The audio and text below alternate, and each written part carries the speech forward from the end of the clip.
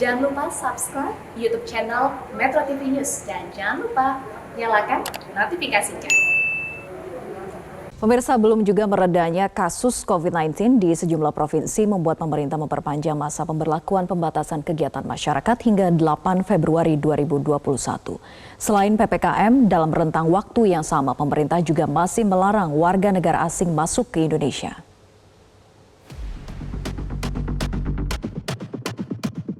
Empat hari jelang berakhirnya masa pemberlakuan pembatasan kegiatan masyarakat di sebagian wilayah Jawa dan Bali, yakni pada tanggal 25 Januari 2021, pemerintah justru kembali memperpanjang masa PPKM mulai tanggal 26 Januari hingga 8 Februari mendatang.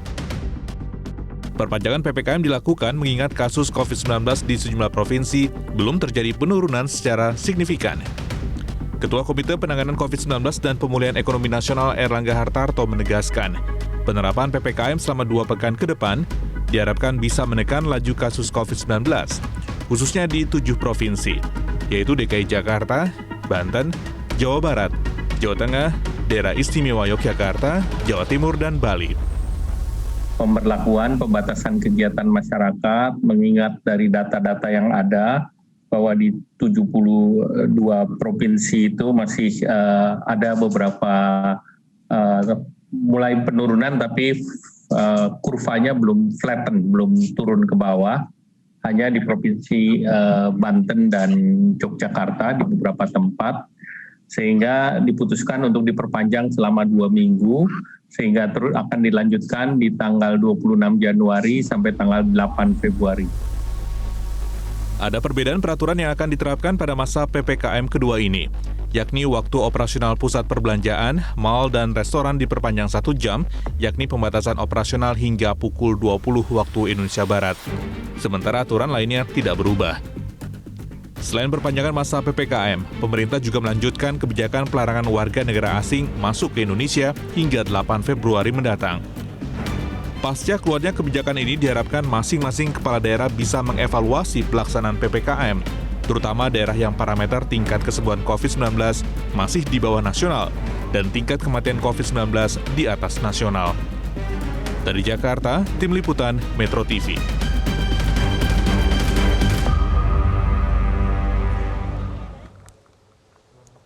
Pemirsa, pemerintah resmi melanjutkan kembali pemberlakuan pembatasan kegiatan masyarakat hingga 8 Februari mendatang. Sejumlah aturan berbeda diterapkan dalam PPKM jilid kedua ini. Kita akan membahasnya lebih lanjut dengan Heri Trianto, Kabid Kom Publik Satgas COVID-19 melalui sambungan Zoom. Selamat pagi Pak Heri. Pak Heri, selamat pagi.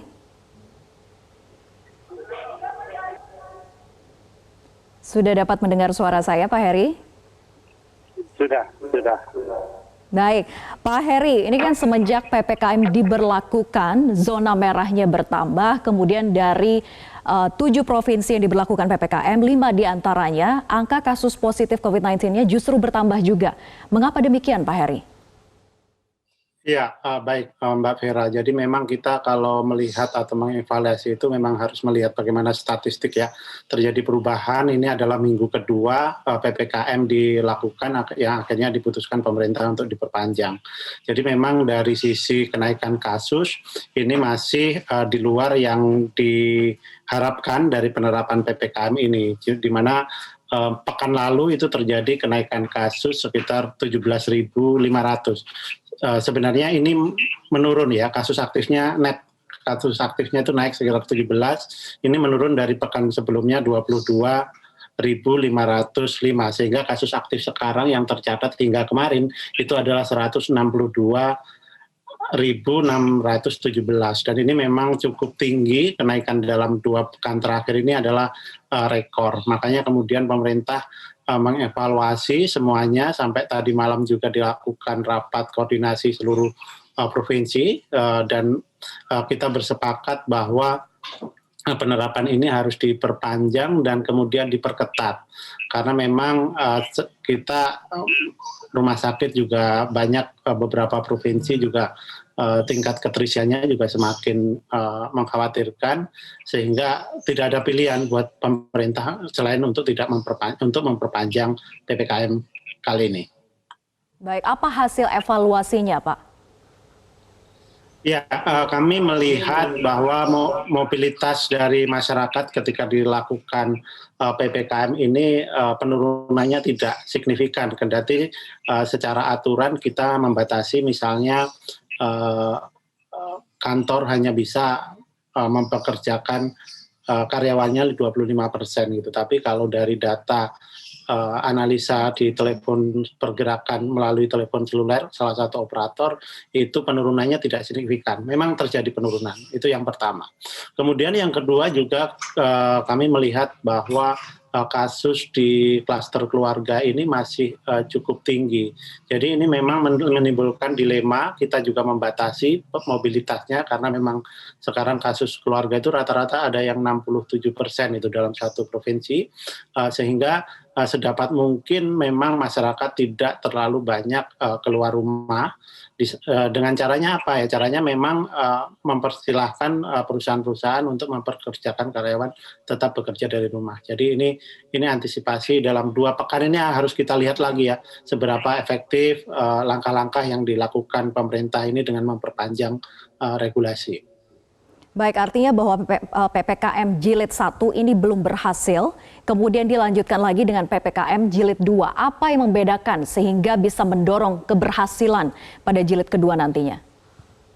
Ya, sampai tadi malam masing-masing provinsi melakukan evaluasi dan umumnya mereka berkomitmen ya di Satgas daerah untuk memperketat dan melakukan tindakan-tindakan yang diperlukan dalam hal di hulunya melalui pencegahan, penegasan untuk protokol kesehatan di hulu, dan di hilir juga terus diantisipasi dengan meningkatkan kapasitas tempat tidur karena memang beberapa daerah memang mulai kewalahan sehingga masyarakat harus berantri di IGD ya untuk bisa mendapatkan ruang perawatan yang layak. Seperti itu, Mbak. Ya, baik. Tapi Pak Heri, ini ada beberapa pakar epidemiolog yang mengatakan bahwa karena cakupan wilayahnya yang masih begitu sempit untuk pemberlakuan PPKM, maka tidak memberikan hasil yang diharapkan.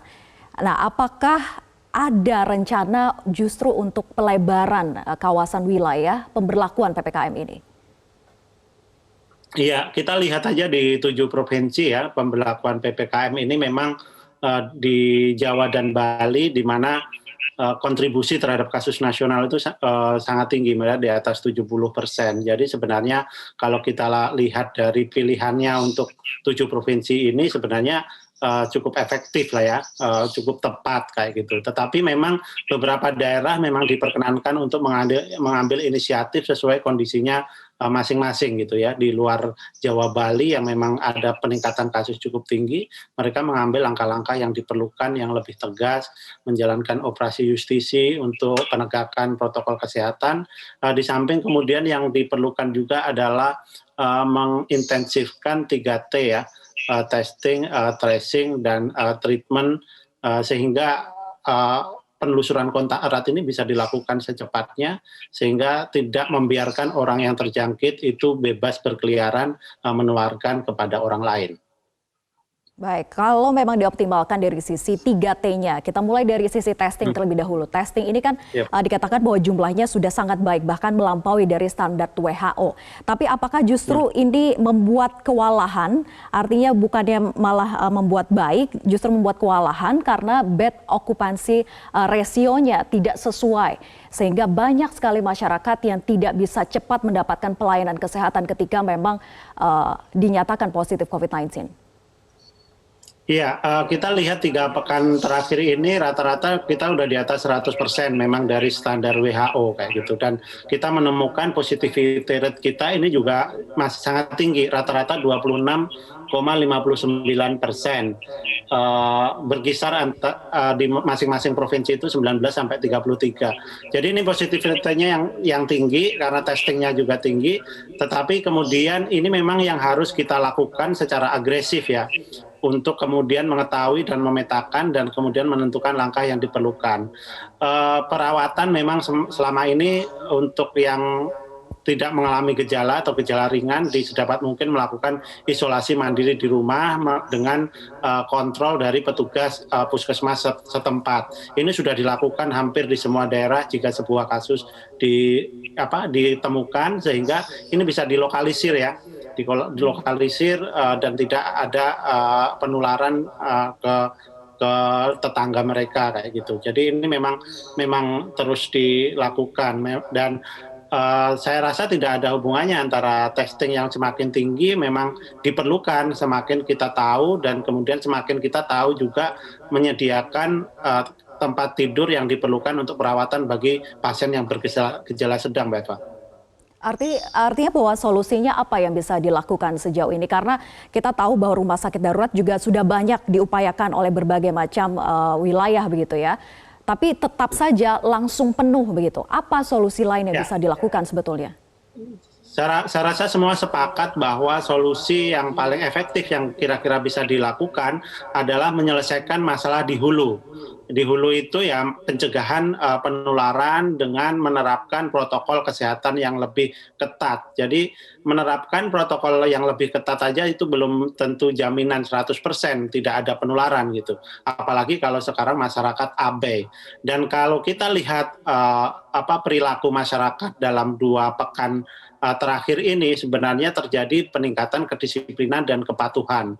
Tetapi karena memang kasus aktif ini sudah begitu besar, sehingga potensi penularannya pun juga semakin besar ya secara kuantitas orang yang tertular. Nah, di hilir tentu saja sedapat mungkin pemerintah melalui Kementerian Kesehatan sudah meminta semua rumah sakit rujukan untuk menambah tempat tidur, dan ini sudah dilakukan di Jawa Barat. Sekarang ada rumah sakit darurat secapa gitu, misalnya di Madiun juga sudah mulai dibuka, di Malang juga sudah ada. Jadi ini memang harus sama-sama dilakukan. Tetapi yang perlu diingatkan Mbak Eva, apapun yang kita lakukan di hilir, kalau di hulunya ini tidak selesai, tentu saja berapapun persiapan yang kita lakukan tetap kita tidak akan bisa menampung. Tetap tidak akan bisa menampung. Iya, selama di masalah hulu tidak kita selesaikan. Ya, solusi selama ini begitu di berbagai negara yang terjadi adalah bagaimana menekan di hulunya dengan pencegahan dan protokol kesehatan yang ketat, dan masyarakat juga harus bersabar ya untuk kemudian menahan diri untuk tidak keluar rumah, menjaga mobilitasnya, sehingga penularan ini kurvanya bisa diturunkan dulu nih dalam 2 pekan ke depan. Kita lihat dan kita berharap, karena Mbak Eva kita juga pernah mengalami ini di bulan September sebenarnya dalam skala yang berbeda, dan kita bisa mengendalikan kasus aktif di bulan Oktober sebelum kemudian kita keterjang libur panjang di mana kemudian memicu kasus meningkat lagi. Baik, terakhir Pak Heri, singkat saja bagaimana dengan aturan bepergian di masa PPKM jilid kedua ini? Apakah aturannya sama, harus ada PCR test dan juga antigen? Ya, itu sebagai sebuah upaya mitigasi ya, itu diterapkan kepada masyarakat pelaku perjalanan baik di dalam maupun di luar negeri ya, sesuai ketentuan yang kemarin SE-nya beberapa SE diperpanjang, termasuk yang mulai per hari ini juga surat edaran yang pelaku perjalanan luar negeri juga diperpanjang. Jadi memang itu sementara yang bisa kita lakukan, itu menjadi handicap, tapi intinya adalah mendorong masyarakat untuk tidak bepergian, menahan diri tetap di rumah saja. Baik, kendali ada pada sisi masyarakat dan juga pemerintah. Semoga sama-sama bisa mengoptimalkan untuk penurunan angka kasus COVID-19 di PPKM jilid kedua ini. Terima kasih Pak Heri Trianto, Kabitkom Publik Satgas COVID-19 sudah bergabung bersama kami di Metro Pagi Prime Time.